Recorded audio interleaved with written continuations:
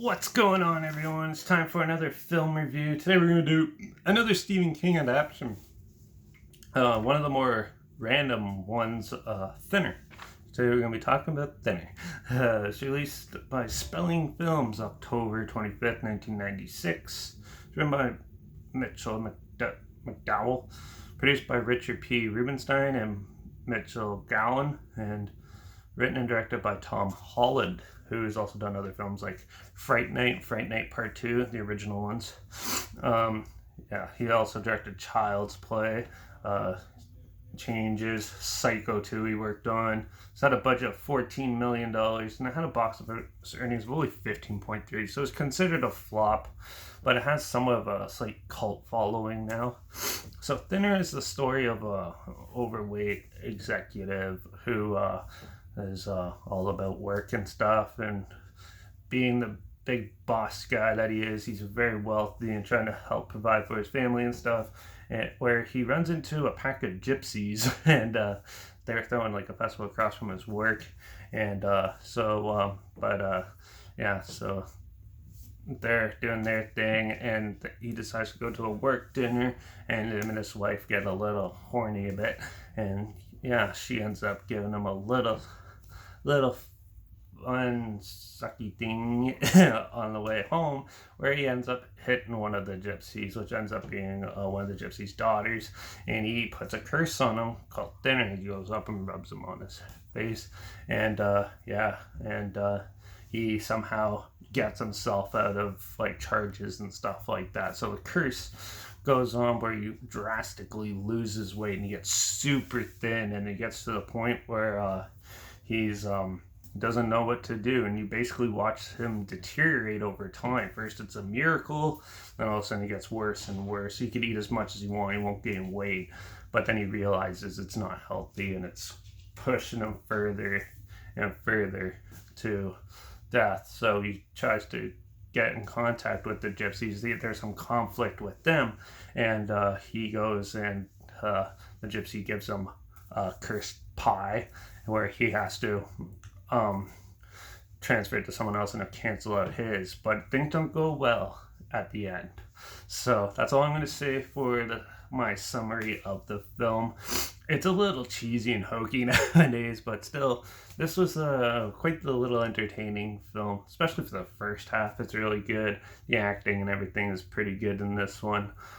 Some side characters were a little spotty and a little wooden, I guess you'd say, but the story overall is amusing, but it kind of like bogs down. It gets a little slow near the middle, and then picks up a bit near the end.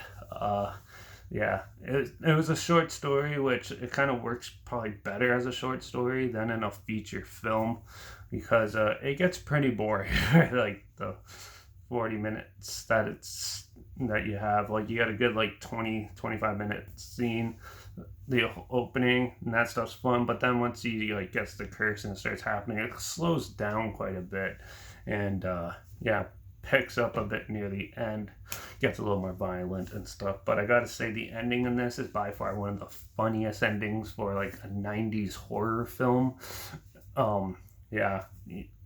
It's just something you have to see. So I'm going to mention it now, so if you don't want it spoiled, turn it off now. But so when he gets the pie, his wife eats it and he wakes up dead. He wakes up and she's dead right beside him, and then his kid eats it. It's just hilarious, like karma, right? And it's definitely one of the type of endings you don't see very often, which I like. I like that. That was probably my favorite aspect of this movie.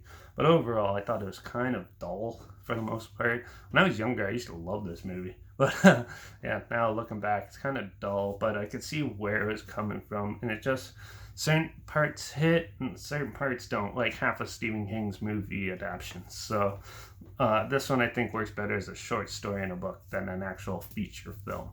And but it's still an amusing little film, just needs a little tweaking, and it could have been much better.